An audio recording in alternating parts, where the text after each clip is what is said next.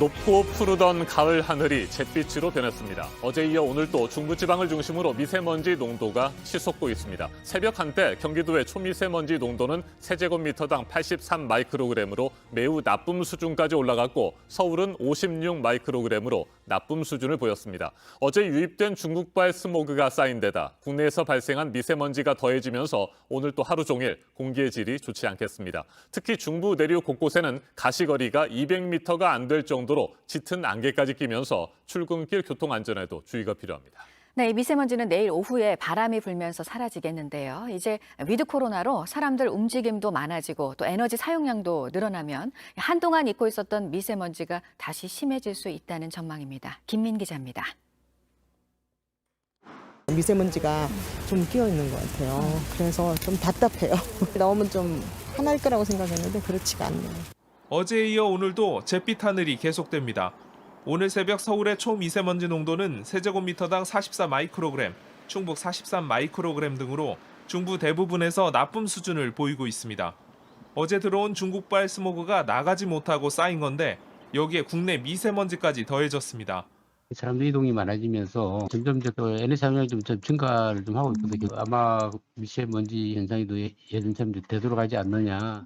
강원 영서와 대구, 전북 등지에서도 오전에 나쁨 수준의 미세먼지 농도가 예상됩니다. 짙은 안개도 문제입니다. 오늘 새벽 중부지방과 서해안을 중심으로 가시거리는 200m 정도입니다. 특히 청주는 50m, 이천은 70m 정도로 가시거리가 100m가 안 되는 곳도 많습니다. 미세먼지는 주말인 내일 오후에 바람이 강해지면서 점차 사라지겠습니다. 입동인 일요일이 지난 뒤에는 다시 추워지겠습니다. 다음 주 초반에는 전국에 비가 내리겠고 중부지방을 중심으로 첫눈이 내릴 가능성도 있습니다. JTBC 김민희입니다. 단계적 일상 회복, 위드 코로나가 지난 1일부터 시작된 이후 우려했던 대로 코로나19 감염자가 다시 증가하고 있습니다. 어젯밤 9시까지 부산을 제외한 전국 16개 시도에서 추가로 확진 판정을 받은 사람은 2,038명으로 오늘 0시 기준 신규 확진자 수는 2,400명 안팎, 사흘 연속 2,000명대 중반에 이를 것으로 보입니다. 그런데 더 큰 문제는 새롭게 확진 판정을 받고 있는 감염자 4명 가운데 1명이 19살 미만 소아청소년이라는 점입니다. 백신 접종 사각지대에 놓인 아이들이 특히 감염 위험에 노출되고 있는 것으로 나타남에 따라 정부는 10대 역시 백신을 맞는 것이 더 유리하다며 접종을 권고하고 나섰습니다. 박지윤 기자가 보도합니다.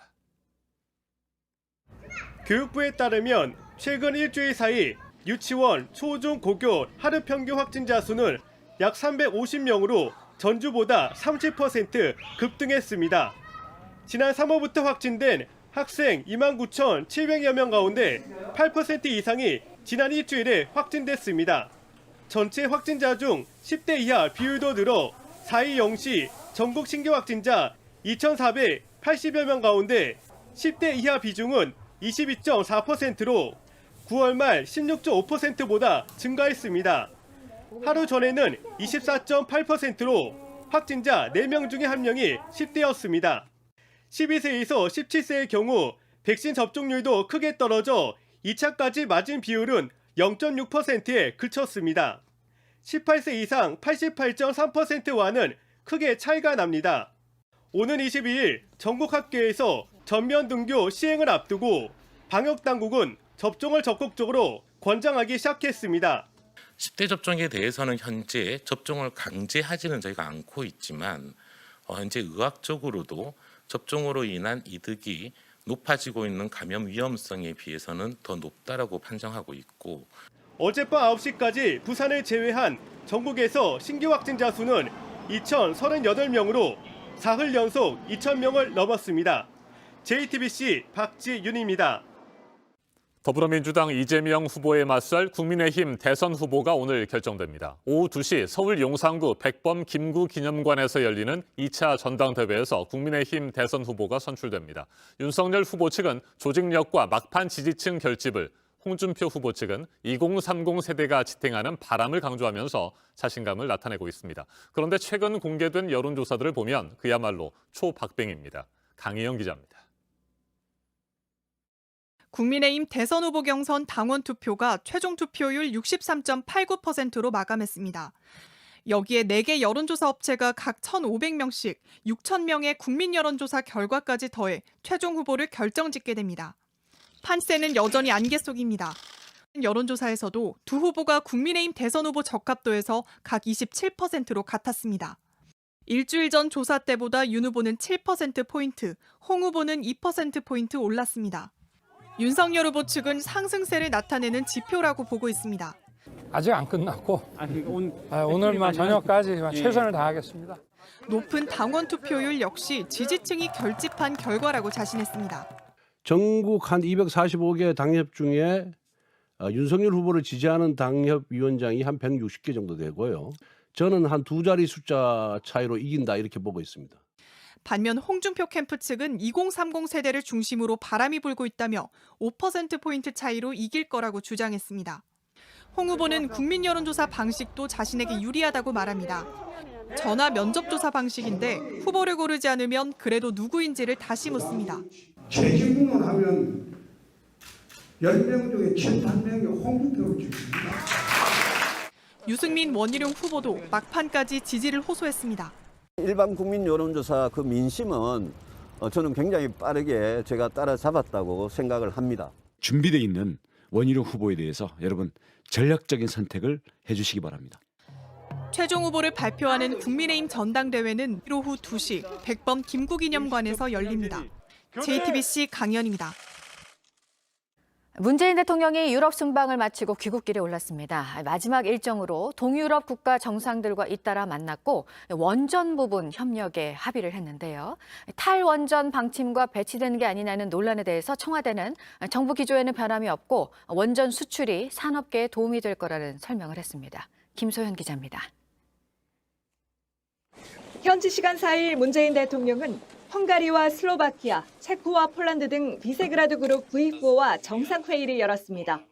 V4는 EU에서 한국의 두 번째 교역 대상이자 650배가 넘는 기업이 진출한 최대 투자처가 되었습니다.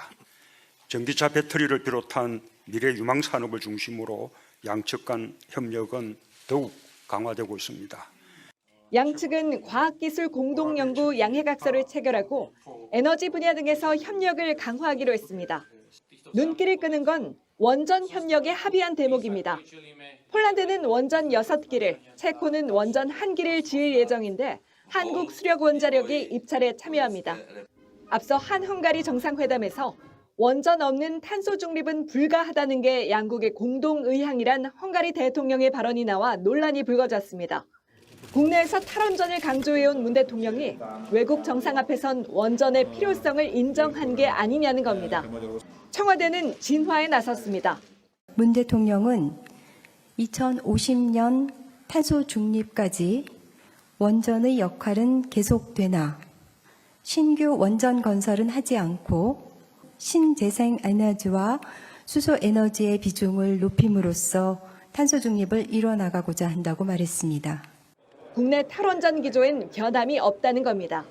해외 원전 수출과 모순된 게 아니냐는 지적에 대해 청와대 고위 관계자는 국내 원전 산업계의 기술과 인력 유지 차원에서 서로 윈윈이라고 설명했습니다. 문 대통령은 종전선언 등 한반도 평화 프로세스에 대한 이들 국가들의 지지도 재확인했습니다. G20과 기후변화 협약 총회를 거쳐 7박 9일간의 유럽 순방을 마친 문 대통령은 오늘 귀국합니다. 부다페스트에서 JTBC 김소현입니다.